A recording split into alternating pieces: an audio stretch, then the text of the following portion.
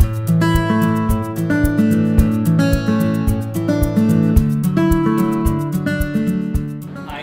wanted to share a little bit about Oppari. That was the topic.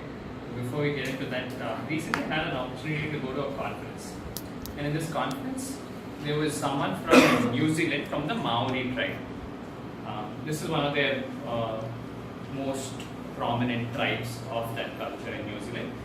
And she spoke about a concept which fascinated me, and I thought I would just share it with you guys. I share it with my friends and teach for it as well. And this was about trauma. அதிர்ச்சி தாக்கம் அந்த மாதிரி நிறைய வார்த்தைகள் use பண்ணி any disturbing experience, anything that shocks us, anything that just makes us go cold is trauma.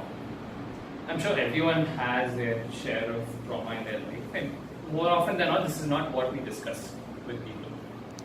And so what this lady from New Zealand said is that trauma can be passed on from one generation to another, which I thought was funny. I mean, சொத்து தான் pass on பண்ணுவாங்க ஒரு ஜென்ரேஷனில். ட்ராமாவும் எப்படி வருது அப்படின்னு I was just wondering about it. And so she views human beings as just bodies of energy. And energy is flowing, as long as energy is flowing, you're alive. And when energy is not flowing anymore, you're out. And when trauma happens, in her perception, there's a blockage of energy. And the same thing happens with stress. So every time people say that they have a back pain or like and all of that, while some part of it is physical, of course, in your posture, and the other part is connected to your stress. Trauma has a similar effect on people, and an example of how it gets passed on from one generation or like one person to another is abuse.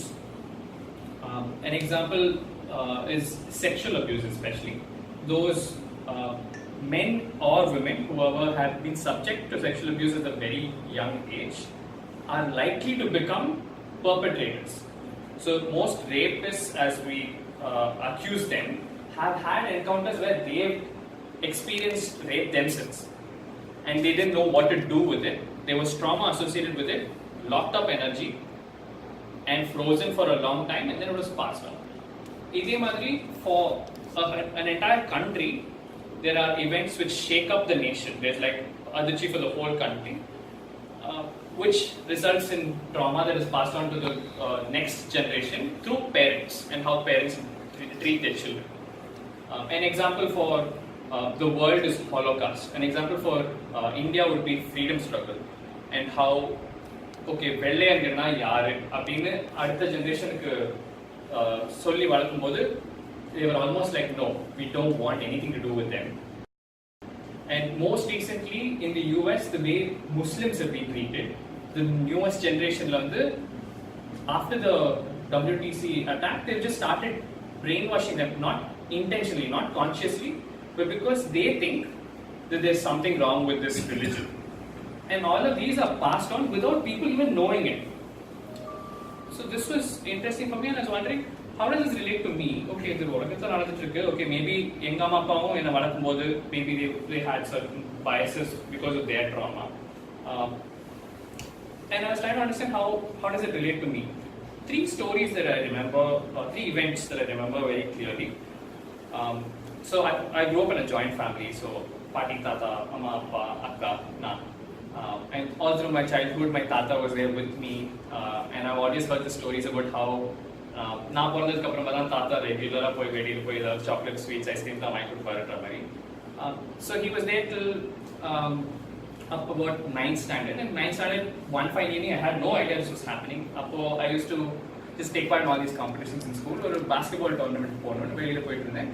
I missed the bus and I came back home and I was just like, சரி இன்னைக்கு basketball ஆட முடியல. And I came back home and then parents just said he's no more. It was like that sudden. It wasn't like, oh, he's in the hospital for some time and all of that. So he's there, but he's not there. And for me, it was like a big shock. And as a growing teenager at that point, I really don't know how to deal with this, right? So one of the first thoughts was, what should I do now?